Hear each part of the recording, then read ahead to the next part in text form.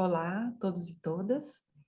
Eu me chamo Ana Moraes, eu sou doutoranda no programa de pós-graduação em artes visuais na UDESC, aqui em Santa Catarina. E minha comunicação se chama Rue Ana, bilhete de ida e volta ou viagem palindrômica. Eu vou pedir licença só para ler o resumo. Este artigo trata de uma reflexão acerca de um processo artístico iniciado em 2020, ano em que a autora artista se propôs a buscar lugares no mundo com seu nome próprio. O processo artístico vem se desdobrando em trabalhos de desenho, instalação, publicação e fotografia e apresentam questões acerca da experiência de um lugar, de inventário e coleções e da tentativa de esgotamento de um procedimento artístico.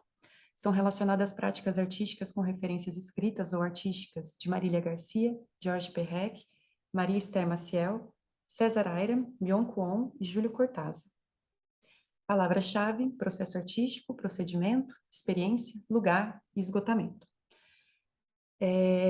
Bom, como eu disse no resumo, eu comecei esse trabalho, né, que é uma investigação em andamento, né, eu estou trabalhando nela ainda, mas eu comecei lá em 2020, no começo da pandemia, em que a gente ficou isolado, né, em casa, e meu ateliê é fora de casa, então eu estava sem materiais para trabalhar, só com o computador mesmo. Então eu comecei a fazer coisas na internet, a pesquisar, a ler, e um dia eu estava no Google Earth, eu gosto muito de olhar mapas, assim, e eu decidi procurar meu nome na barra de pesquisa, e o Google Earth me levou para esse lugar, que chama Ananagar, é uma rua na Índia. E eu achei bem interessante ser uma rua, porque eu pensei, vou caminhar por ela. Peguei o boneco laranjado, coloquei aonde poderia ser o começo ou o fim da rua e caminhei, né? E, e nessa rua eu tentei encontrar alguma placa, né? Algo escrito, tirei um print e guardei sem saber ainda o que eu ia fazer com isso. Mas aí eu decidi buscar outros lugares, né? E eu me aventurei a procurar esses lugares Ana, colocando a regra de tentar achar Ana com dois N's, como meu nome, sem a palavra santa na frente, ou Santana, né? E, e caminhar por esses lugares, né? E tentar encontrar alguma, sei lá, proximidade. E eu encontrei vários lugares, cidades, bairros, ruas, é, lagos, rios, e foi bem interessante, assim, eu fui tentando salvar aonde aparecia, né, esses nomes. Eu nunca expus esse trabalho, mas acabou se tornando uma coleção para mim, né? E volta e meia eu tentava voltar nesses lugares e às vezes era um pouco difícil de voltar, então eu comecei a anotar as coordenadas, né, dos lugares. E eu tive a ideia de fazer uma lista, né, um catálogo dessas coordenadas e desenhar os mapas dessas cidades. E aí surgiu esse trabalho que se chama Territórios Ana, em que eu cataloguei 50 desses lugares, né? E eu tive a oportunidade de expor em 2020 mesmo, em, um, em uma fundação aqui em Florianópolis, e eu tive a ideia de expor assim, em uma visão, né, como um mapa mundi, no sentido eurocêntrico, né, onde a região da Europa está concentrada no meio, em cima, do lado esquerdo as Américas e do lado direito o Oriente e a Austrália. Então, eu tentei encontrar pelo menos um ponto em cada um desses continentes, né? E eu encontrei na Antártida também, mas acabei não colocando nesse mapa. Mas eu acabei desdobrando esse trabalho em vários trabalhos, né? Como, por exemplo, esse daqui, que participou de uma publicação em uma disciplina que eu fiz aqui no PPGAV, em que eu imaginei uma possível viagem palindrômica, né? Uma viagem que começa e termina no mesmo lugar e que ela pode ter ambos sentidos, né? De ida e volta. E para brincar com essa ideia do nome, né? Que vai e volta, né? Para o mesmo lugar e fica nesse looping.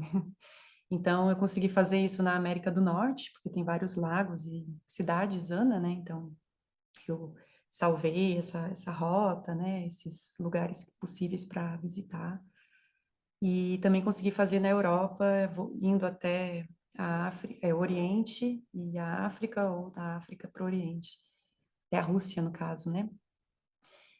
E, bom, esse trabalho, ele integrou um portfólio que eu mandei para um prêmio aqui em Santa Catarina, e eu acabei sendo vencedora. É o Prêmio Aliança Francesa de Arte Contemporânea, e eu ganhei uma residência artística de 3 meses em Paris. Então, foi a primeira viagem que eu fiz, assim, durante a pandemia, porque eu fui em 2021, eu tinha acabado de ser vacinada quando eu fui, e quando eu cheguei em Paris, eu estava desenhando montanhas aqui antes de sair, e Paris é uma cidade plana, né? Então eu pensei, nossa, eu vou ter que pensar essa paisagem, esse lugar de outra forma. E eu levei o livro O Jogo da Amarelinha comigo, do Júlio Cortázar. Ele fala de muitas ruas nesse livro, né? Como ele se perde, se encontra. E eu acho que Paris é uma cidade bem propícia para isso, né? Para se perder nas ruas. E eu estava seguindo alguns itinerários quando eu encontrei esse lugar. E foi muito interessante esse encontro, né? Fiquei muito feliz porque foi a primeira vez que eu parei na frente de um lugar com meu nome e eu fotografei, né? Não foi uma imagem mediada pelas imagens do Google. Então eu comecei a procurar esses lugares em Paris, né? Eu procurei no Google Maps de lá, salvava o endereço, tentava pegar o metrô, ônibus ou ir caminhando, né? Então foi bem legal que eu pude explorar a cidade de um outro jeito.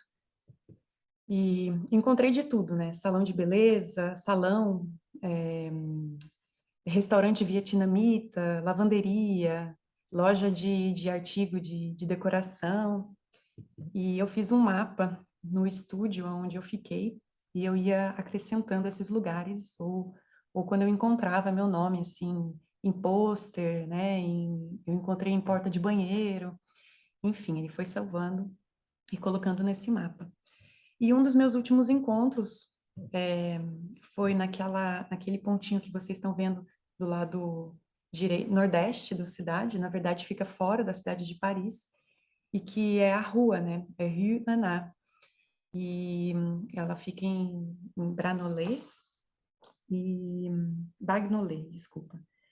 E, e eu me preparei para ir nessa rua, né? Que eu pensei que eu tive que sair da cidade, pegar um trem, e para poder ter a experiência de caminhar por essa rua, ir e voltar, né?